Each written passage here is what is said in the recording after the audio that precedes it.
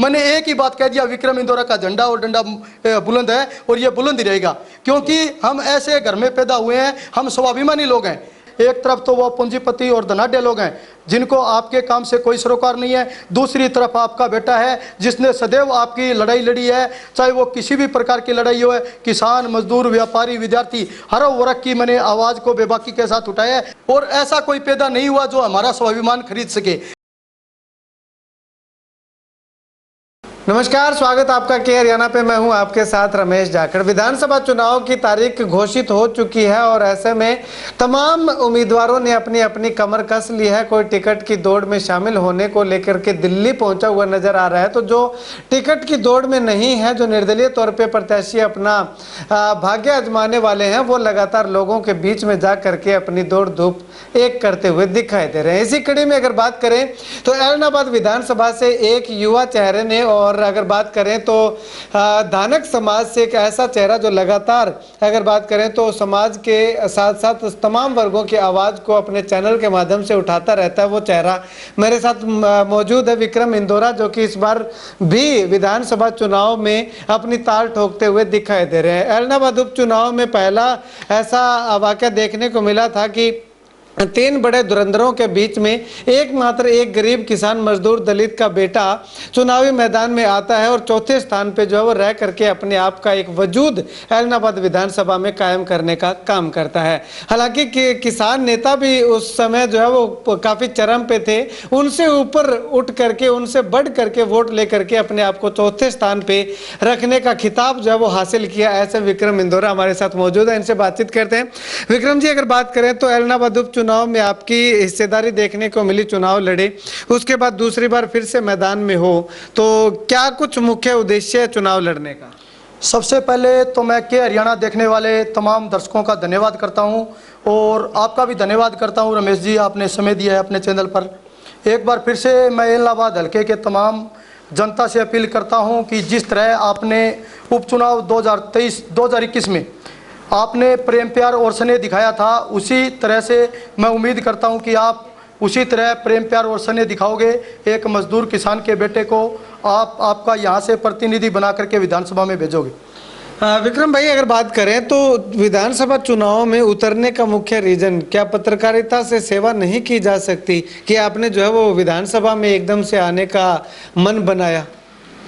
ऐसे है जाखड़ साहब, जैसे आपने बताया भी पत्रकारिता के माध्यम से भी आवाज़ उठाई जा सकती थी, किंतु यहाँ पर राजनीति में क्या है भी जिन मुद्दों को हम उठाते हैं उनको हम ज़मीनी स्तर पर उतार सकते हैं। हालांकि पत्रकार का मुख्य उद्देश्य भी यही होता है जनता के जो तमाम मुद्दे हैं उनको शासन प्रशासन सरकार तक ले जा करके हल करवाए। लेकिन यह राजनीति में क्या है, राजनीति में हम उन मुद्दों को अमली जामा पहना सकते हैं, क्योंकि मैं गाँव के अंदर पहुँचा हूँ, मैंने तमाम जो यहाँ की समस्याएँ देखी है वो मैं बारीकी से जानता हूं और मुझे पूरा यकीन है कि अगर यहाँ का प्रतिनिधि मुझे जनता बनाती है तो वो जो तमाम मेरे मुद्दे हैं उनको मैं अमली जामा पहनाने का काम करूँगा। ठीक है विक्रम, अगर बात करें तो बहुत बड़े घरानों से बहुत बड़े दिग्गज आपके सामने चुनावी मैदान में होंगे इस बार। हालांकि पिछली बार भी उपचुनाव में जब आपने चुनाव लड़ा था तब भी बड़े दिग्गज थे। इस बार अगर बात करें तो अभय सिंह चौटाला हैं, भरत सिंह बेनीवाल हैं या संतोष बेनीवाल हैं, मीनू बेनीवाल का भी नाम चलता हुआ दिखाई दे रहा है। इधर से अगर बात करें तो गोविंद कांडा के भी संभावनाएं जताई जा रही हैं। तो इन बड़े बड़े घरानों के, बड़े बड़े दिग्गजों के जिनकी पैदाइशी राजनीति यूं कहें कि है, तो उनके सामने कहां पे आप फाइट करोगे, कैसे सरवाइव कर पाओगे? बड़े बड़े दिग्गज, और अगर मैं पूंजीपति या धनाढ्य कहूं तो इसमें कोई अतिशयोक्ति वाली बात नहीं होगी। लगातार यहाँ पर बार बार सत्ता में रहे हैं और बार बार सत्ता में रहने के बाद भी यहाँ पर महिला कॉलेज नहीं है, यहाँ पर युवाओं के लिए कोई एकेडमी नहीं है, यहाँ पर कोई ऐसी गरीब मजदूर किसान के लिए कोई व्यवस्था नहीं है जिसके कारण हम कह सकते हैं कि हमारा ऐलनाबाद हल्का खुशहाल है। तो ये बड़े बड़े दिग्गजों की आपने बात की, और एक तरफ तो ये बड़े बड़े दिग्गज है और दूसरी तरफ ये मजदूर का बेटा है। लोकतंत्र के अंदर आपको पता है रमेश जाखड़ जी, जो वोट की ताकत होती है वो बराबर होती है, और यहाँ पर मैंने देखा है कि सबसे ज़्यादा वोट है वो वोट गरीब जनता के हैं, और गरीबों की सदा अनदेखी हुई है, किसी ने कभी भी कोई बात नहीं उठाई।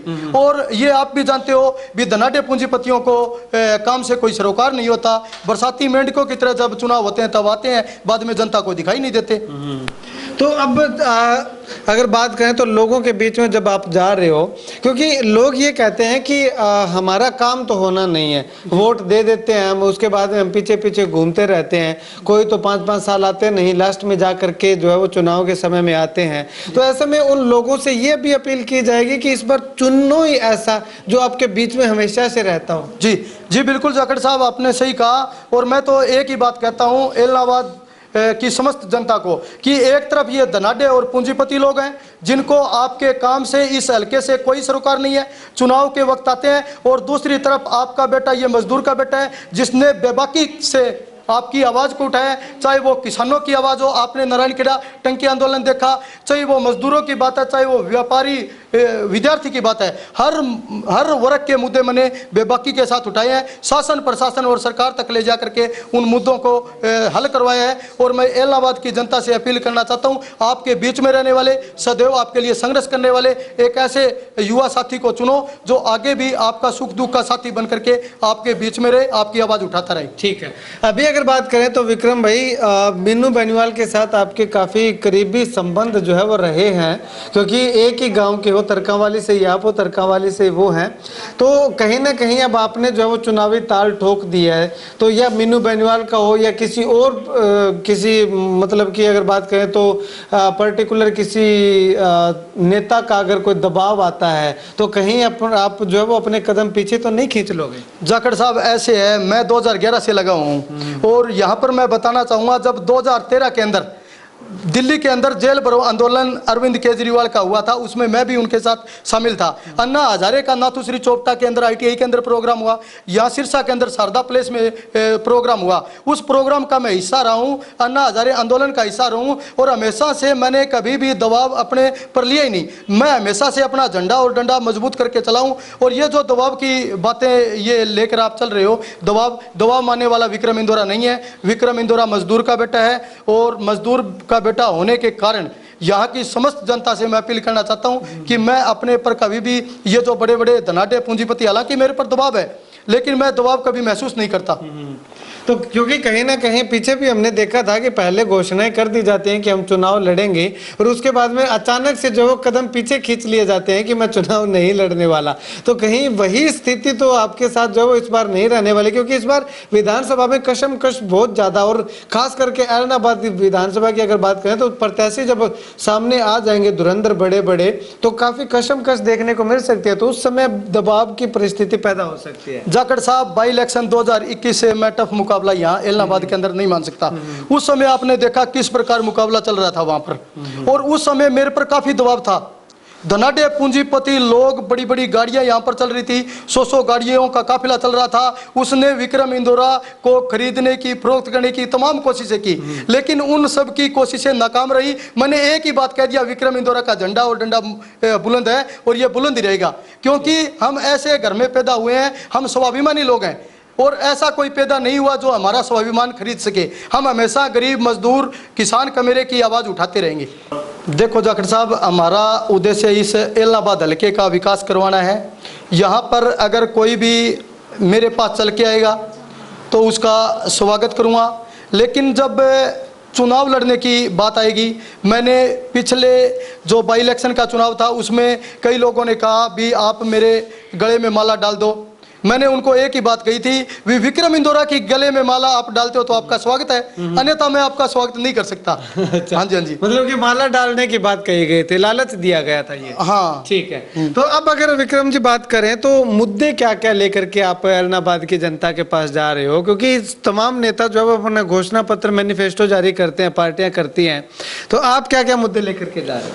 यहाँ पर जाखड़ साहब ऐसे मुद्दे हैं जिन मुद्दों की आज तक कभी किसी ने बात की नहीं। सबसे बड़ी समस्या क्या है, इलाहाबाद के अंदर मुद्दों की बात होती नहीं। अगर मुद्दों की बात होती है तो निश्चित तौर पर एक तरफा जीते विक्रम इंदौरा की होगी, क्योंकि यहाँ पर सबसे बड़ा मुद्दा है, यहाँ पर कॉलेज नहीं है। तो महिलाओं से पहले तो सबसे बड़ा मुद्दा तो यही होगा कि लोगों को मुद्दों पे वोट डालने के लिए प्रेरित करें। हाँ, मेरा उद्देश्य यही है, लोगों को मैं कितने लोगों को जागरूक कर पाऊंगा, क्योंकि यहाँ पर भोली भाली जनता है। चुनाव के वक्त में ये धनाढ्य पूंजीपति देखकर इनको वोट दे देती है। तो मेरा जो मुद्दा है वो यही रहेगा, अभी मैं कितने लोगों को जागरूक कर पाऊँ। सबसे बड़ा मुद्दा बताया मैंने, मेरी बहनें हैं, माताएं हैं, दूर दराज शहरों में जिनको जाना पड़ता है, हमारे जोगीवाड़ा से लेकर के सिरसा आना पड़ता है, कोई भी महिला कॉलेज नहीं है। मेरी प्राथमिकता रहेगी कि इलाहाबाद हल्के के अंदर महिला कॉलेज हो। इसके लिए युवाओं के हित के लिए मैंने बात की है। स्पेशल जो हमारे जीडी आर्मी की, पुलिस की जो तैयारियां करते हैं, इन बच्चों के लिए एकेडमी होनी चाहिए।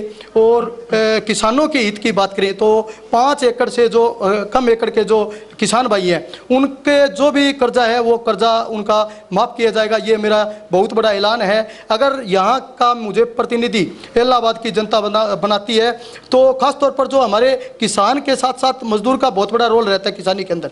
तो मजदूर भाई जो हमारे संगठनिक और पंजीकृत है, खेती बाड़ी में जो काम करते हैं, उनके किसी प्रकार की कोई हारी बीमारी हो जाती है तो मेरा मैनिफेस्टो है कम से कम उनके हारी बीमारी के लिए राहत कोष के रूप में 5 लाख रुपए दिए जाएं। इसके अलावा अगर उस मजदूर की मौत हो जाती है तो कम से कम 20 लाख रुपए उनको मिलना चाहिए। इसके अलावा जो हमारे एनएचएम के कर्मचारी हैं, आपने देखा कि किस प्रकार उनको बड़े बड़े आंदोलन करने पड़ रहे हैं, लगातार 15-20 साल से सर्विस कर रहे हैं, लेकिन उन्हें पक्का नहीं किया जा रहा है। ये एक मेरा बहुत बड़ा इशू इसमें रहेगा कि मैं उनको पक्का करने की मांग उठाऊंगा। हमारे गांव के अंदर जो सफाई कर्मचारी है उनको पक्का करने की मांग मैं करूंगा। इसके अलावा जो गांव के चौकीदारों को जो है विभिन्न प्रकार की सुविधाएं मिले, इसके लिए मैं प्रयासरत रहूंगा। ठीक है।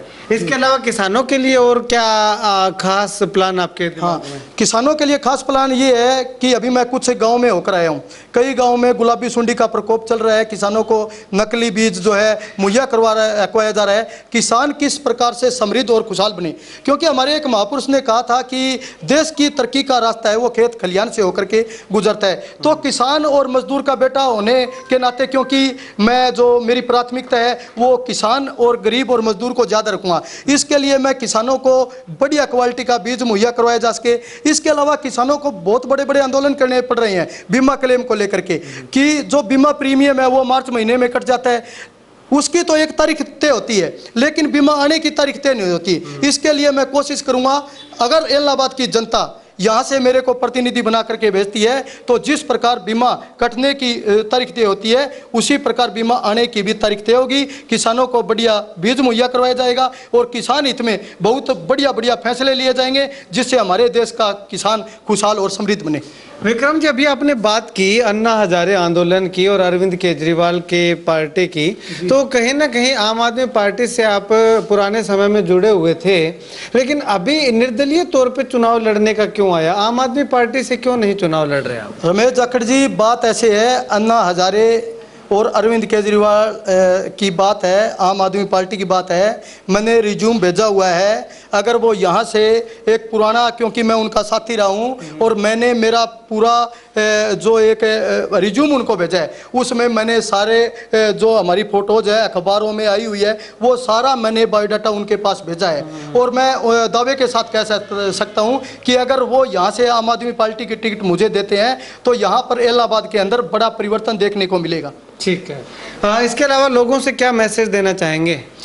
इलाहाबाद की समस्त जनता से मैं अपील करना चाहता हूं कि जिस तरह मुझे आपने बाई इलेक्शन 2021 में स्नेह प्रेम प्यार दिखाया था, आपके बीच में एक बार फिर से आपका बेटा, किसान का बेटा, मजदूर का बेटा विक्रम इंदौरा चुनाव लड़ रहा है। एक तरफ तो वो पूंजीपति और धनाढ्य लोग हैं जिनको आपके काम से कोई सरोकार नहीं है, दूसरी तरफ आपका बेटा है जिसने सदैव आपकी लड़ाई लड़ी है, चाहे वो किसी भी प्रकार की लड़ाई हो। किसान, मजदूर, व्यापारी, विद्यार्थी, हर वर्ग की मैंने आवाज़ को बेबाकी के साथ उठाया है। और आपके साथी को अगर आप प्रतिनिधि बना करके विधानसभा में भेजते हो तो निश्चित तौर पर बेबाकी के साथ, मजबूती के साथ बुलंद आवाज़ आपकी बनूंगा। ठीक, शुक्रिया बातचीत के लिए। तो विक्रम इंदौरा हमारे साथ मौजूद थे, लगातार जिन्होंने जो वो दूसरी बार ऐलनाबाद विधानसभा से अपनी चुनावी ताल जो है वो ठोक दी है। वैसे में आने वाले समय में अगर बात करें तो जनता जो है वो इनकी ताल पे कितनी मुहर लगाती है वो आने वाला वक्त बताएगा। लेकिन फिलहाल अगर मुद्दों की बात करें तो ऐसे मुद्दे लेकर के विक्रम इंदौरा चुनावी मैदान में उतरे हैं जो मुद्दे आज तक शायद ही कोई पार्टी जो है वो लेकर के आई हो। किसान लगातार जो है वो बीमा क्लेम की मांग मांग को लेकर के धरना देते हैं। पीछे नारायण खेड़ा में टंकी आंदोलन भी चला था, उसमें एक मांग भी उठाई गई थी कि बीमा लेने की तारीख, बीमा प्रीमियम लेने की तारीख निर्धारित होती है तो बीमा क्लेम देने की भी तारीख निर्धारित की जाए, लेकिन आज तक उस पर किसी तरह का कोई ना तो कानून बना है ना कोई प्रावधान लागू हुआ है। इसी मांग को लेकर के खास तौर पे विक्रम इंदौरा और किसानों के लिए उच्च क्वालिटी के खाद, बीज, कीटनाशकों का जो है वो उच्च क्वालिटी के अवेलेबल करवाने की मांग को लेकर के लगातार जो है वो मुद्दों को लेकर के विक्रम इंदौरा इस बार चुनावी मैदान में है। खैर आने वाले समय में जनता को क्या विक्रम इंदौरा के द्वारा लेकर के चलने वाले मुद्दे पसंद आते हैं, क्या इनके मुद्दों पे जनता मुहर लगाती है या नहीं लगाती, वो तो आने वाला वक्त बताएगा। लेकिन फिलहाल विक्रम इंदौरा का कहना है कि इन्होंने इतना मजबूत डंडा लेकर के उसमें अपना झंडा फिट किया हुआ है कि वो किसी भी लालच और किसी भी बहकावे में आकर के अपने कदम पीछे करने वालों में से नहीं रहने वाले हैं। खैर आप इस वीडियो को लेकर के और विक्रम इंदौरा के इन तमाम दावों को लेकर के और विक्रम इंदौरा के चुनावी प्रत्याशी बनने को लेकर के क्या कुछ कहना चाहेंगे, कमेंट सेक्शन में कमेंट करके जरूर बताइएगा। कैमरा से बिट्टू महल के साथ रमेश जाखड़ के हरियाणा।